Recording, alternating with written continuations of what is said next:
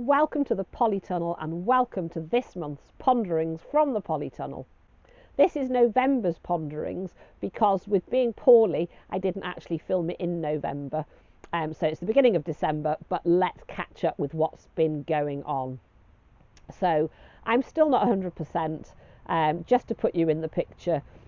I have had COVID. I came down with it on the 31st of October. I tested positive for 11 days and I was really poorly with it. And I am back in work now, but apparently I am suffering with long COVID. So I'm taking it steady in between shifts, but I am still managing to get a little bit done and get out and about and do things. So here in the garden, there's still bits and bobs going on in the polytunnel. You can probably see this hanging basket here. I've covered over with some fleece, and I have done all the hanging baskets with the geraniums in, and I did show you that in a previous video. And I've also put some of the areas, so one whole bed and some other areas of the beds outside, I've mulched those over and I'm going to rest them up until spring. And I've made a really good start on weeding the flower bed because it was starting to get a little bit out of control. So those flowers that are finished now, I've cut back, pulled out those that aren't going to come again, so the ones that were just annuals, and I've weeded about half of that bed. I was thinking about doing a bit more today, but a combination of not feeling 100% and the ground's still really frozen, so that'll have to wait for another day. But all in all, I'm really happy with what we've got going on here in the polytunnel and indeed in those outdoor beds. So the garden's doing great for this time of the year, and most importantly, my parsnips, which are here, are looking really good. I've had a little poke down in the soil, so they're looking good for Christmas. I've got plenty of other veg which I've harvested and is in the freezer, and the Brussels sprouts are looking good, so I think we're going to have a festive feast. So the animals are all doing really well. The two big horses, Garth and Fish, are now in their thick winter rugs. They're being fed on a daily basis with extra hard feed on top of the grazing that they've got, but the grazing's looking really good and they're really settled and happy. Little pony, little Sonny, he's on his own at the moment. I have talked about this before, but if you're new to my channel and you're not aware of this, I have to be careful with his weight because he's a native breed of pony, so he can't go out onto the really good grazing, so he tends to follow the boys. So the big guys are out, they get moved onto good pasture. Once they've eaten it down a little bit, he then gets to follow on, spend some time with them, and then when we move them off the grazing, when they've eaten it down, he stays there for a few weeks and they kind of follow each other around, and that happens until we really get into the thick of winter. So kind of January, February time, they'll all be in together, and that's when I start giving them haylage as well, which is like a wrapped hay, and they get fed that through the really cold winter months and when there's less nutrition in the grass there for them. But they're all doing grand.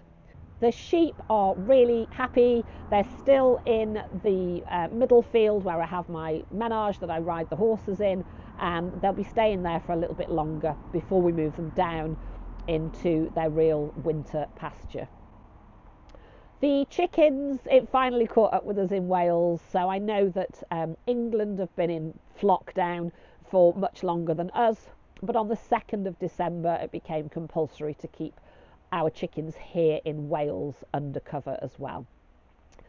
So it's been really important for me. We did build that structure. We built almost an aviary, if you will, so a netted house with a roof which is attached to their coop, so they've still got space to move around, but not as much as if they were completely free ranging.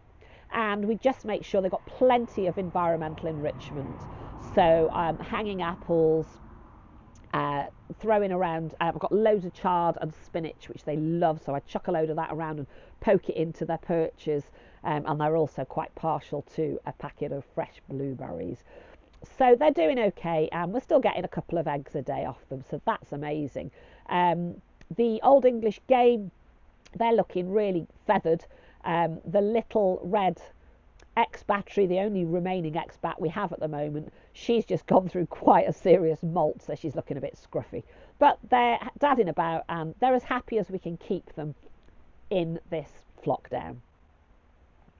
And then Victor the tortoise, he's still doing really well.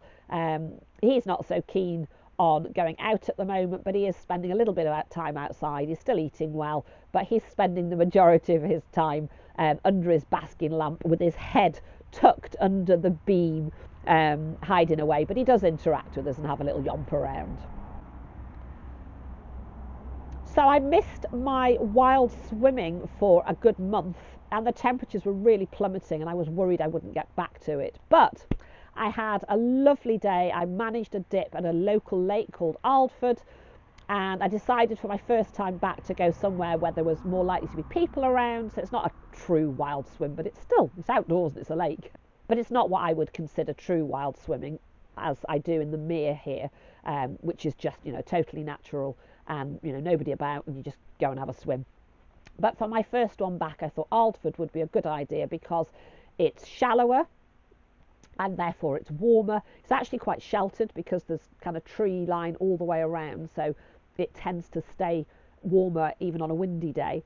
And of course there's staff around, and they've got an offer on at the moment, so for any swimmer you get a free hot drink afterwards in their lovely cafe with a big wood burner. So I went back, I can't recall what the date was, it was about 8 degrees externally, and the water temperature was about 7 degrees, and I managed a lovely gentle 20-minute swim.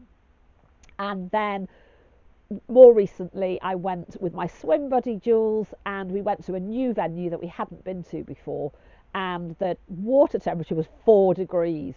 So we didn't stay in for long, and again it was a new venue, but they had an offer on where if you wanted to swim, if you booked food in the cafe, a cooked breakfast or lunch, then you got your swim for free. And we had a really nice time. As I say, it was a speedy swim, and we hopped in and we did a little width, it's a smaller lake, we went across and back and then climbed out, got warm, and went and had our breakfast, and it was lovely. And I really think it's helping me mentally and physically to recover. I have taken a little bit of a slide, so I was feeling like I was really recovering, and then maybe I overdid it. I did a little bit too much in the garden, and I did 2 full-on night shifts. And night shifts, I love them, it's what I do, but they do put quite a strain on your body. So having had a month not on shift and actually not working at all, I did a week that I was working from home, catching up with some admin, and then I did a couple of shifts, and I think I just pushed myself over a bit, so just taking it steady. I've only got 1 in-clinic shift this week. I've been working from home. And books. So I know I talk about this Sally Rooney book, and I keep mentioning it. So what I've decided to do, I'd really lost my mojo with my reading, and that is so unlike me, because I can usually get through 2 or 3 books in a month easily, and I've had this Sally Rooney Conversations with Friends book, which I kept picking up and putting down. So what I've done is I've actually gone back to the beginning and started reading it again, and I'm really enjoying it. And I've also got a book. So the author Raina Wynn, her first book was The Salt Path, and I can highly recommend it. It's a wonderful, wonderful, wonderful story. It's a true story. I won't spoil it in case you want to read it, but it's fabulous. And she's written, I think this is her 3rd or 4th book now. I've read the first 2. I think this might be the 3rd. And it's called Loneliness. So I'd read the original books and really enjoyed them, and then shared them. I'd passed them on to my sister, who'd then passed them on to mum and dad. And they bought this 3rd book, read it, and passed it on to me. So I've got that to look forward to. And then my most recent book is a Charles Dowding, the infamous Charles Dowding, no dig guru, and he's got a lovely recipe book, and it's got lovely recipes and also hints and tips on growing the vegetables that are used in the recipes. And I watched his video, and he was promoting the book, and I thought, you know what, that looks right up my street. So I bought it as an early Christmas present to myself, and I'm really looking forward to trying out some of those recipes. As far as watching things, Chris and I have just been watching a lot of Criminal Minds. It's such a great series. There's so many seasons and so many episodes in each series, so we're really enjoying that. It's just nice and easy to relax to. There's a few gory bits, so I tend to plug my ears and shut my eyes when those bits come on, and then Chris gives me a little nudge to let me know it's safe to open my eyes and unplug my ears. But I do enjoy it, and some of the storylines are great. And I've actually just been enjoying watching a lot of my favourite YouTubers. I haven't done so much walking. So in my last Ponderings, I did mention that we were going to meet up with my lovely niece and her husband, and we did, and it was absolutely lovely. We really did have a nice walk. We met sort of halfway between us, and we had a cracking walk along the River Onny.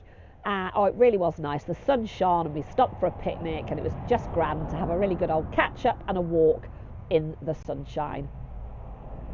But since I've been poorly, I haven't been doing as much walking because I'm getting quite fatigued quite quickly. So the girls have been having a jolly round the farm, the dogs, and that's been enough for them. I'd like to get back out and do some walking again, but you know, you can't do it all of the time, and I'm having to be sensible. And we don't actually take the dogs on the big walks now because they just can't hack it with their age and their health conditions. So I tend to take them, as I'm sure I've mentioned before, on shorter walks at home. But if we're going to go out and do a big walk like the one we did with my niece, the girls stay at home. I had a really lovely day. Chris and I were both off, and my mum and dad, who live on Anglesey, they came over on the train, and we met up with them at a local museum, which I love to go to, and they have a lovely cafe.